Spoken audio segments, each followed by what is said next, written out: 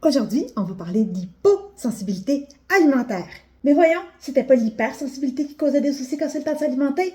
Ha ha! L'hyposensibilité alimentaire, c'est lorsque la personne ressent moins que les autres les goûts et les textures des aliments et des breuvages. Ça peut faire en sorte que s'alimenter devient désagréable, dégoûtant, et ça peut même pousser la personne à manger des choses qu'elle ne devrait pas.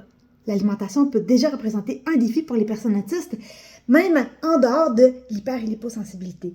Mais là, ça ajoute encore plus de difficultés, parce qu'en cas d'hyposensibilité, la personne pourrait avoir de la difficulté à identifier quels aliments se trouvent dans sa bouche. Lorsque c'est fade, lorsque c'est peu goûteux, c'est encore pire.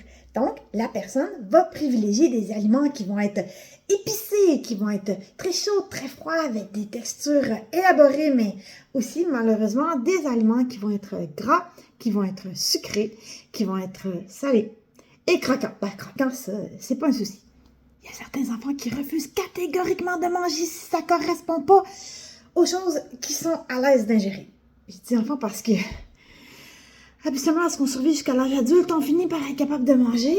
Cette hyposensibilité-là peut mener à plein d'autres soucis tels que la boulimie, l'anorexie, même si c'est le contraire, dans un certain sens, des carences alimentaires, puis aussi le poids qui peut être trop haut ou même trop bas. Est-ce que vous connaissez ça? Le piquant.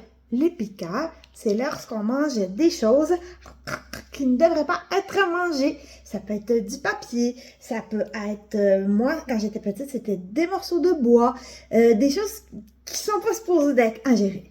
Les nutritionnistes, les ergothérapeutes et les orthophonistes peuvent aider dans ces cas-là. Mais lorsqu'on comprend ce qui se passe, bien, c'est plus facile de trouver aussi nous-mêmes quelques solutions.